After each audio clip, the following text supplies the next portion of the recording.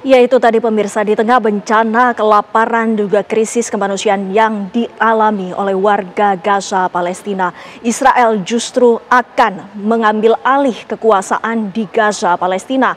Dalihnya adalah untuk mengalahkan Hamas. Apakah benar demikian? Bisa terwujud hal tersebut ataukah ini adalah salah satu upaya lagi-lagi untuk mengambil alih dan kependudukan Israel secara penuh? Bersama kami sudah ada narasumber yang akan membahas perihal masalah ini. Di samping saya sudah ada Mas Agung Nurwijoyo selaku pengamat hubungan internasional. Selamat malam Mas Agung. Selamat malam Mbak Windy. Sehat pada malam hari sehat, ini. Mbak. Dan juga telah hadir pula Prof. Ali Munhanif yang merupakan pengamat dari politik Timur Tengah. Ya. Selamat malam Prof. Selamat malam. Terima kasih Mbak Windy, sudah hadir Bapak-bapak ya. pada malam hari ini adalah merupakan kekhawatiran dan juga prihatinan yang sangat besar bagi dunia karena di tengah bencana kelaparan ada upaya dari Israel semakin ngotot untuk mengambil alih Gaza. Bagaimana sesungguhnya kondisi di lokasi ataupun di Gaza Palestina? Sudah bersama kami pula Dr. Eka Budi Satyawardana yang merupakan relawan dari Mercy Indonesia. Selamat malam waktu Indonesia, Dr. Eka Budi. Selamat malam Mbak Windy. Ya. Di sini sekitar pukul 3 sore waktu Gaza. Ya, Dr. Eka Budi, kami Suara ingin saya terdengar, mengetahui, Mbak Windy? sangat terdengar jelas. Kami ingin Oke. mengetahui bagaimana perkembangan terbaru di sana, bagaimana kondisinya di sana, Mas Eka. Ya Mbak, sekarang kondisi Gaza itu ya masih tetap sama ya. Kondisi masih buruk, krisis pangan, krisis air, listrik, tempat berlindung, bahkan rasa aman itu udah nggak ada lagi gitu. Setiap saat di sini bisa aja tiba-tiba ada bom. Jadi udah nggak bisa dibilang apa ya, bukan hidup yang normal lah gitu. Karena tiap hari harus cari makan, tiap hari harus cari minum, listrik tidak ada sama sekali sehingga benar-benar udah bukan hidup sebagai manusia lagi gitu. Apakah posko-posko bantuan dari kemanusiaan ini juga tetap menjadi target dari Israel untuk menargetkan warga yang akan mencari bantuan pangan di sana, Mas Eka? Ya, jadi gini Mbak Windy, kalau untuk bantuan itu masuk itu lewat 5 titik ya, di selatan dan di utara. Jadi di selatan itu ada 3 titik ya, satu di Rafah, ini yang dikelola sama Gaza Humanitarian Foundation, satu di Rafah, kemudian satu lagi di Miraz itu pertengahan antara Rafah sama Khan Yunis, satu lagi di Netzarim itu kira-kira di tengah-tengah Gaza, 2 lagi itu di Kisufim, satu lagi di Zakim, itu semua di daerah utara gitu. Nah, bantuan ini sebetulnya tidak bisa masuk langsung gitu ya ke posko-posko bantuan karena apapun yang masuk itu semua harus diatur sama pihak penjajah. Jadi biasanya mereka tuh membolehkan truk bantuan itu datang sekitar pukul 6 atau jam 9 malam. Mereka membolehkan masuk truk bantuan hanya sampai titik tertentu, penduduk ya yang mungkin sudah kelaparan gitu ya sudah berkumpul di sana. Jadi hanya diberi waktu 5 menit. Silahkan ambil bantuan di truk. Lebih dari 5 menit, maaf, ini daerah red zone, maka timbullah penembakan pemboman. Jadi biasanya kami di emergensi terima banyak message itu pada malam hari gitu. Jadi seperti itu kondisinya. Dan hampir sedikit yang bisa masuk ke dalam Gaza. Gitu Mbak Windy, kondisi sekarang itu untuk masuk bantuan tuh.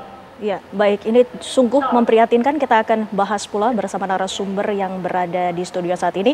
Prof. Ali, kita ketahui kondisi yang memprihatinkan ini adalah sebuah krisis kemanusiaan yang sudah digaungkan berkali-kali oleh dunia, tetapi tetap saja tidak diindahkan oleh Israel. Bagaimana, Prof? Iya, saya kira emang satu-satunya cara untuk mendorong Israel mengakhiri pendudukan dan juga mengakhiri perang Gaza adalah jaringan diplomasi internasional untuk melakukan secara resmi membangun semacam web of influence gitu ya, supaya Netanyahu menyadari bahwa ini bukan suatu cara untuk menyelesaikan konflik Timur Tengah. Dan negara-negara Barat yang sekarang ini sudah mulai mengakui ya, mulai secara perlahan, ada Prancis, Jerman, lalu kemudian dalam waktu dekat mungkin UK, Spanyol sudah pasti. Itu memang harus disadari sebagai momentum untuk mencari penyelesaian yang tuntas tentang konflik Gaza. Tanpa itu ini perang kan memang perang asimetris ya. Jadi satu gerakan sosial yang sama sekali tidak mewakili sebuah negara dihabisi oleh sebuah negara yang dalam kategori internasional saya kira adidaya di Timur Tengah secara militer, politik, ekonomi. Israel ada superpower dan melawan satu gerakan sosial yang sebenarnya tidak seberapa. Kalau Netanyahu mau mungkin menghabisi dalam beberapa bulan mungkin bisa, tapi norma internasional tidak akan gampang untuk menerima itu sebagai cara. Tadi pun juga sudah dijelaskan oleh Dr. Eka bahwa tidak ada tempat aman bagi warga Gaza. Dr. Eka, muncul baru-baru ini bahwa Israel ingin mengambil alih Gaza, Palestina. Bagaimana informasi dari warga sekitar menerima hal ini, Dr. Eka? Ya, Mbak Windy, betul sekali apa yang disampaikan. Berdasarkan pengamatan kami, kemudian berbincang dengan warga lokal, gitu, termasuk karyawan Mercy yang asli dari Gaza, memang informasi itu sudah beredar. Mereka sudah tahu bahwa pihak penjajah akan mencaplok gitu ya Gaza City. Tapi buat mereka ya nggak ada lagi tempat untuk lari. Mau ke laut pasti ditembakin, mau ke selatan juga bisa saja dibom gitu. Jadi dari beberapa yang saya bicara gitu, mereka sudah pasrah. Mati ya mati, meninggal ya meninggal di tanah mereka sendiri gitu. Jadi mereka sudah putus asa, sudahlah, biarkan Allah yang akan menentukan nasib mereka gitu. Baik. Tentunya kita di sini juga berharap bahwa warga Gaza, Palestina khususnya di Gaza, ini juga akan mendapatkan titik terang dan juga krisis kelaparan dan kemanusiaan di sana dapat teratasi. Oh, Pak Dokter, kami masih ingin mengetahui salah satu informasi mengenai krisis kelaparan di sana. Apa update terbaru mengenai korban di sana? Kalau untuk korban karena kelaparan ya semakin hari semakin bertambah, Mbak ya. Tapi itu mungkin yang diberitakan memang yang severe malnutrition gitu ya.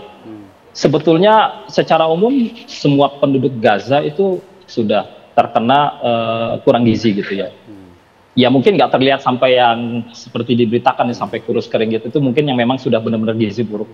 Tapi secara umum yang kami amati seperti misalnya karena tadi ya banyak korban penembakan pengeboman itu kalau kita mau operasi kita periksa darah itu kadar hemoglobin darahnya udah di bawah 10 semua. Itu menandakan bahwa memang benar-benar krisis pangan itu terjadi gitu. Kemudian hasil setelah pasca operasi ya itu banyak sekali luka-luka yang tidak menyembuh dengan sempurna, akhirnya timbul infeksi dan itu juga menambah kecacatan lagi gitu.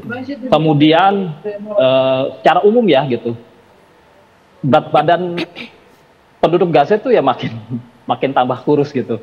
Walaupun mereka masih bisa makan sehari sekali, tapi tetap itu tanda ya bahwa krisis pangan memang benar-benar terjadi. Gitu, Mbak Windy. Baik, terima kasih sekali lagi Pak Dokter waktunya bersama kami di Apa Kabar Indonesia Malam. Kita masih akan melanjutkan perbincangan dengan sejumlah narasumber. Kita akan membahas bagaimana tadi yang sudah dinyatakan mengenai informasi terkini di sana. Sesaat lagi pemirsa, kami kembali.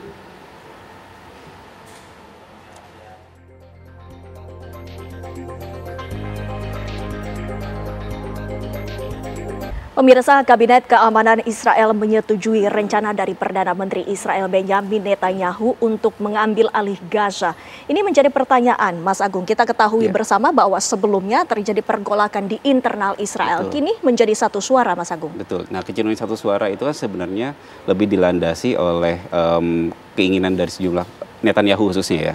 Netanyahu ini kan saya bisa melihatnya sebagai upaya dia untuk mempertahankan posisinya sebagai kepala negara. Ya, bagaimanapun juga dia menghadapi berbagai macam tuntutan pengadilan. Tapi di luar itu juga sebenarnya ini saya melihatnya sebagai upaya Netanyahu untuk mengkonsolidasikan kekuatan bersama kelompok-kelompok koalisinya. Ada kelompok Shas yang kemudian akhirnya sebelumnya sempat mundur dari kekuatan koalisi.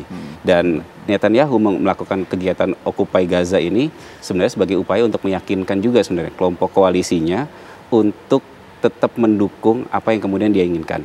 Nah, terlebih Occupy Gaza ini kan 5 poin ya, terkait dengan eliminasi Hamas, penguasaan terhadap Gaza, bicara tentang pengembalian sandera, bicara tentang demilitarisasi Gaza, pun juga terkait dengan pemerintahan di wilayah Palestina tidak di Gaza, tidak di bawahnya Hamas maupun di bawahnya Palestine Authority, tapi di bawahnya civilian governance gitu kan.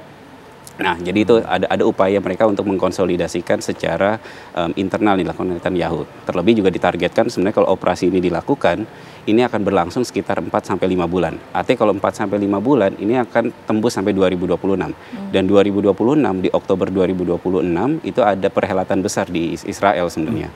Nah, jadi sebenarnya ada intensi untuk mengkonsolidasikan ini, saya melihatnya untuk Netanyahu ada keinginan untuk menghindari early election. Kalau koalisinya pecah, Israel harus melakukan early election. Sebelum 2023, selama beberapa bulan terakhir, itu dari 2020 sampai 2022, beberapa bulan terakhir itu Israel senantiasa melakukan early election. Karena pemerintahannya tidak pernah nyatu.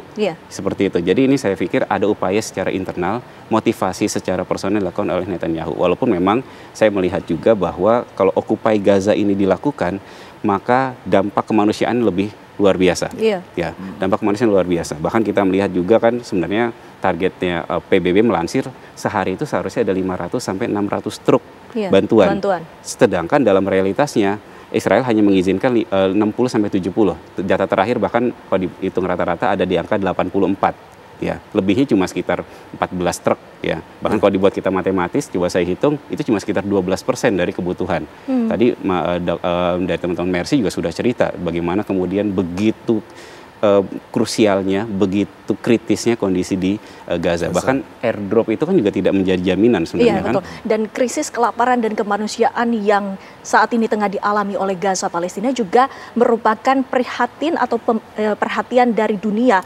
Reaksi dari dunia pun keras, Prof. Ya, saya kira selain memang faktor untuk menghindarkan gejolak domestik di Israel sendiri, apa yang tidak diperhitungkan oleh Benjamin Netanyahu dan parlemennya adalah konsekuensi seandainya ada terjadi pendudukan kembali terhadap Gaza, maka Israel harus menyediakan functioning state administration, termasuk di dalamnya kalau dia betul-betul mempunyai seorang penguasa yang ditanam di Gaza, maka dia harus menyiapkan infrastruktur untuk bantuan kemanusiaan yang sangat mungkin pasti akan berat bagi rakyat Israel sendiri. Lalu kemudian juga mengakhiri violence, seberapa bisa dia mengakhiri violence padahal yang sampai sekarang aja belum mampu. Nah, disitulah sebenarnya faktor Amerika yang saya kira menjadi pemicu dari sikap Netanyahu belakangan ini untuk punya inisiatif mengokupasi kembali Gaza. Kalau kita ingat misalnya Gaza ini dulu Israel menarik diri dari Gaza pada 2005 oleh Ariel Sharon semata-mata karena ingin membiarkan Gaza menjadi semacam state yang berfungsi, lalu kemudian untuk transisi menuju negara merdeka melalui perjanjian Oslo. Nah, perjanjian Oslo memang gagal, tapi norma internasional untuk menjaga two-state solutions itu masih kuat sekali. Dan sekarang semakin lama semakin kencang digulirkan. Syukur-syukur negara-negara Eropa yang sekarang ini mulai mengakui, itu mendorong terjadinya resolusi PBB tentang pengakuan Palestina. Nah, di situ saya kira jangan sampai salah kalkulasi dari Benjamin Netanyahu bahwa konsekuensi mengokupasi Gaza semakin dia akan terkucilkan secara internasional. Akan terkucilkan, tapi kita ketahui bersama bahwa di belakang Israel ini merupakan Amerika Serikat, Mas Agung. Tapi yang menjadi pertanyaan, posisi ataupun pihak dari Amerika Serikat ini pun selalu berubah-ubah, Mas Agung. Betul. Nah, ini memang kan juga ada urusan internal juga sebenarnya di domestik Amerika Serikat juga kan. Bahkan kalau saya tadi ada beberapa survei dari Harvard yang menunjukkan bahwa ada fenomena yang menarik ya. Bahkan pemuda youth, kelompok-kelompok muda di Amerika Serikat ada sekitar 20-40% juga punya rasa simpati juga terhadap ini yang dilakukan oleh Hamas. Berarti melihat Hamas bukan sebagai kelompok teror, tapi sebagai kelompok perlawanan, sebagai kelompok pejuang kemerdekaan seperti itu. Nah, sebenarnya kan fenomena ini juga akan kita berkelindan dengan kondisi yang ada di negara-negara barat yang lain juga sebenarnya, Mbak Windy ya. Nah, dengan fenomena tadi yang disampaikan juga Prof, bahwa beberapa negara sudah mulai punya sikap yang boleh kita bilang realignment. Ada perubahan sikap yang tadinya melihat bahwa apa yang dilakukan oleh Israel itu sebagai apa yang dinamakan self defense, tapi ini tidak bisa diterima sebagai self defense. Bahkan sikapnya jauh lebih keras. Misalkan contoh sebagai kita lihat ada Jerman misalkan yang akan mensuspend kerjasama pertahanan, karena Jerman ini bagaimanapun juga adalah 30% dari impor senjatanya Israel itu berasal dari Jerman, itu berdasarkan data dari SIPRI. Nah, belum lagi kemudian beberapa negara juga mulai membatasi lisensi militernya, Belgia, Belanda, Inggris sudah mulai menghentikan pembicaraan FTA dengan dengan Israel. Artinya di Eropa punya fenomena juga tekanan publik domestiknya juga semakin kencang seperti itu. Nah, ini kan satu fenomena yang sebenarnya akhirnya saya mengamini apa yang disampaikan oleh Prof, ada semacam akhirnya Israel ya mengisolasi diri sendiri.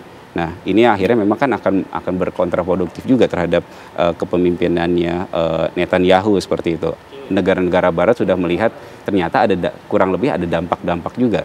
Dampak mereka dipandang sebagai normative power sudah berkurang ya buat Eropa. Yang kedua juga pandangan juga misalkan kondisi-kondisi ekonomi yang mereka sudah mulai sedikit banyak terdampak, sehingga ya perang di satu sisi akan mengakibatkan dampak di berbagai tempat. Bahkan kemudian saya melihat juga perangnya memang hotspot utamanya ada di Gaza. Tapi eventnya itu terjadi di berbagai macam tempat. Kita bicara perang Gaza, tapi dalam rentang 2 tahun ada juga loh konflik kemudian terjadi di wilayah Laut Merah, Houthi. Kemudian isu tentang Iran, itu kan efek-efek semua, spoiler ada effect. efek domino dari satu perang ini. Tapi Betul. yang kita ketahui pula, Prof, bahwa kekhawatiran dari dunia ini adalah adanya kependudukan dari Israel dan juga pengusiran terhadap warga Palestina di negara Palestina itu sendiri, Prof. Di situ saya kira sikap Trump yang ambigu sekarang ini. Dia mengatakan bahwa untuk proses menduduki kembali Gaza, it's up to Israel. Itu seolah-olah dia menyetujui atau memang sedang menjaga diri untuk tidak mendukung apapun. Tapi bagaimana dengan peranan dari PBB misalnya? Saat ini PBB sampai sidang umum terakhir tidak menemukan satu cara yang memungkinkan untuk bisa diterima Israel maupun Amerika. Beberapa kali resolusi juga diabaikan begitu saja oleh Benjamin Netanyahu. Di situ PBB harus mampu menjalin satu kekuatan baru, khususnya yang saat ini mulai menggelinding di Australia, lalu kemudian di Eropa Barat dan seterusnya, yang terus-menerus menjadikan Israel sebagai bagian penting yang harus diselesaikan. Tinggal Amerika yang saya kira Trump sendiri saat ini didukung oleh kelompok-kelompok garis kanan yang terus-menerus mendorong, memberi lampu hijau pada Netanyahu untuk melakukan operasi-operasi kekerasan di Gaza dan di sejumlah tempat. Itu semakin kelihatan bahwa kalau berbagai imbauan, protes ataupun juga termasuk sikap-sikap politik yang disampaikan oleh Mas Agung tadi muncul di Amerika secara baru, dia harus mendorong untuk menjadi resolusi PBB. Dan disitulah jika sampai sikap-sikap negara-negara Timur Tengah, misalnya Qatar sudah diberi izin oleh Israel untuk membantu masalah kemanusiaan, tetapi tetap saja disalahkan karena seolah-olah memihak Hamas dan seterusnya. Di situ saya kira Timur Tengah saat ini harus menunjukkan sikap yang mulai menyatu untuk mendorong resolusi baru tentang PBB yang menjadi semacam transisi untuk solusi dua negara yang saat ini menjadi norma internasional, dipegang oleh Eropa, dipegang oleh Amerika, Asia, dan juga Australia. Hampir semua mendorong untuk terjadinya two-state solution tadi itu. Masalah solusi dua negara atau two-state solution ini, apakah merupakan satu-satunya solusi yang dapat diambil ataukah bagaimana? Karena kita ketahui situasinya saat ini sangat darurat dan membutuhkan alternatif lain selain itu, karena tidak sampai kesepakatan itu, Mas Agung. Sebenarnya saya masih punya berkeyakinan bahwa solusi terkait dengan Palestina dan Israel itu solusinya ada banyak, ya. Ada bahkan yang menyebutkan solusi satu negara, solusi dua negara, dan segala macam. Ada opsi yang begitu banyak. Cuma saya tetap melihat bahwa solusi dua negara ini sebagai solusi yang paling visible sebenarnya, ya kan. Dan memang ini kan juga ada lahir dari resolusi PBB dan segala macamnya. Nah, tapi yang menjadi satu titik yang terakhir, bahkan kan perkembangan terakhir ada juga yang dinamakan deklarasi New York. Jadi kesepakatan sejumlah negara ya yang disponsori oleh Arab Saudi dan Perancis, yang emang solusi saya riset ketika saya baca dokumennya ya, itu cukup komprehensif. Karena dia bercerita bahwa solusi kemanusiaan ini tidak bisa tunggal, tapi dia harus berkelindan dengan solusi keamanan dan solusi politik. Ya, walaupun memang ada kritik besar juga yang lahir dari deklarasi New York ini, perihal masalah poin Hamas misalkan. Nah, tapi lepas daripada poin itu, saya coba melihat dalam satu hal. Dari perjalanan konflik, boleh kita bilang demikian, dari 48 let's say sampai dengan 2025, ketika bicara ada kelompok penengah, kita tidak pernah melihat di lapangan itu ada memang benar-benar pihak yang benar-benar berusaha untuk menengahi. Maksud saya adalah di poin deklarasi New York ini ada poin yang menarik sebenarnya. Dia berbicara tentang keberadaan temporary international stabilization mission, atau mungkin dalam bahasa lain boleh kita bilang dengan bahasa lain peacekeeping. Ya, ini perang sudah berlangsung begitu lama, tapi nggak ada mekanisme pencegahan terhadap kekerasan yang terjadi seperti itu. Seakan dunia membiarkan. Walaupun memang catatan besarnya adalah PKO juga tidak sedemikian mudah untuk kemudian ditempatkan. Tapi kan memang harusnya ada mekanisme secara lebih khusus untuk mencegah bagaimana kedua belah pihak ini tidak kemudian akhirnya konflik itu terekskalasi. Cuma poin besarnya adalah ya bagaimana kemudian akhirnya mendorong pihak Israel ini tidak melakukan ya okupasi terhadap Gaza. Bagaimanapun juga wilayah Gaza itu adalah wilayah integral ketika kita bicara tentang Palestina. Makanya kemudian tidak sekedar bicara tentang PBB, tapi bagaimana juga sikap negara-negara untuk memberikan tekanan jauh lebih keras untuk membuat Israel ini menghentikan tindakan-tindakannya. Salah satunya adalah mungkin sanksi ekonomi misalkan. Karena bagaimanapun juga dalam perang ini dua tahun terakhir terjadi perlambatan yang begitu luar biasa dalam perekonomiannya Israel. Seperti itu. Dan ini sebenarnya sudah menjadi alarming level sebenarnya buat Israel. Apakah perangnya harus dilanjutkan? Seperti itu. Ya, tapi menjadi sebuah validasi bahwa adanya pembiaran tersebut. Prof, kita ketahui bersama bahwa negara-negara barat secara resmi akan mengakui negara Palestina pada sidang PBB. Tapi ini masih terlalu lama, sementara warga Palestina ini menjadi korban. Bagaimana, Prof?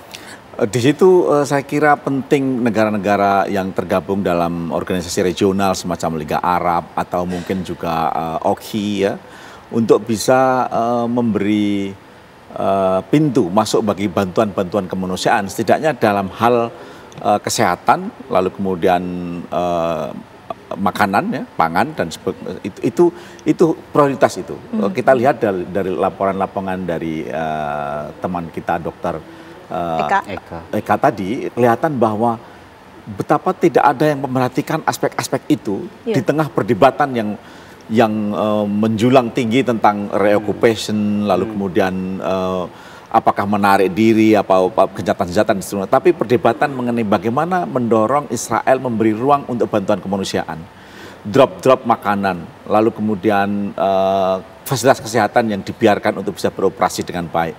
Itu saya kira penting untuk menjadi titik tekan sebelum masalah-masalah two-state solution tadi dibahas. Sebaiknya negara-negara yang tergabung dalam jaringan tekanan diplomatis terhadap Israel itu mendorong terjadinya operasi-operasi kemanusiaan yang lebih langsung, tegas, lalu kemudian secara ekonomi juga itu bisa dilakukan negara-negara seperti Arab misalnya, lalu kemudian negara-negara ASEAN, atau mungkin juga OKI sendiri bisa masuk untuk wilayah-wilayah Mas Agung, itu. apakah faktanya hal tersebut bisa terrealisasi?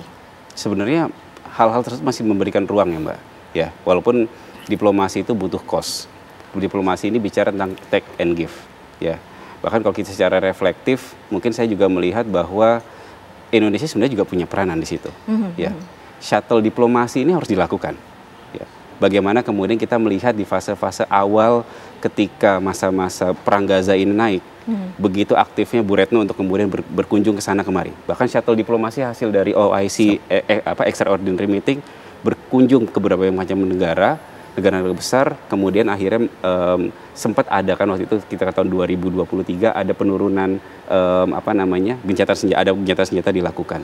Harusnya sekarang Indonesia punya peranan itu juga. Pak Sugiono juga punya modalitas yang cukup kuat, apalagi punya wamen juga yang katanya bicara tentang diplomasi dunia Islam misalkan. Harusnya modalitas-modalitas itu benar-benar digunakan oleh Indonesia. Indonesia jangan mengambil sekedar ceruk bicara tentang Pulau Galang, Pulau Galang, Pulau Galang. Itu bagus nggak? Bagus menurut saya. Tapi tadi saya sampaikan, solusi kemanusiaan itu nggak boleh satu saja. Solusi kemanusiaan perihal masalah Gaza, dia harus berkelindan dengan solusi politik dan solusi keamanan. Kalau solusi politik dan keamanan tidak berlanjut, ya sudah.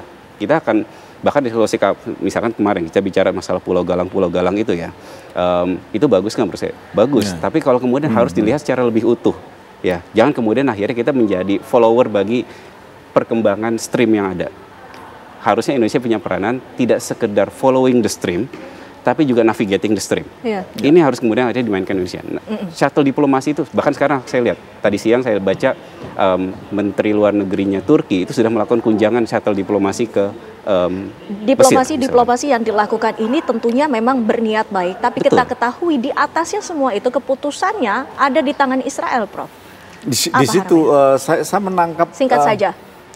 Israel tidak peduli dengan status dia sebagai negara yang dikucilkan, katakanlah negara paria state yang menjadi benalu dalam struktur negara-negara di dunia, dan dia tidak peduli itu karena ada backup yang dimiliki dari Amerika Serikat, dan itu tampaknya terus-menerus dipakai, lalu kemudian termasuk keinginan untuk mengabaikan faktor aspek kemanusiaan tadi, lalu kemudian mengokupasi Gaza, menjadi renungan buat kita semua bahwa tanpa tekanan-tekanan yang kuat dari negara-negara yang saat ini maju, Eropa, lalu kemudian Rusia, mungkin juga Cina dan seterusnya, maka Israel akan terus melenggang sebagai pelanggar hak asasi manusia yang saat ini terjadi di Gaza. Ya, kita semua sepakat bahwa apa yang dilakukan oleh Israel ini merupakan perbuatan keji, bahkan bukan hanya perempuan tetapi anak-anak yang juga menjadi korban. Terima kasih Prof. Ali, terima kasih Mas Agung waktunya bersama kami di Apa Kabar Indonesia Malam. Dan pemirsa, ini sekaligus juga menutup perbincangan kita pada malam hari ini. Rekan saya, Ken Ane, dan juga saya, Windy Wellington, pamit undur diri. Terima kasih atas perhatian Anda. Selamat malam.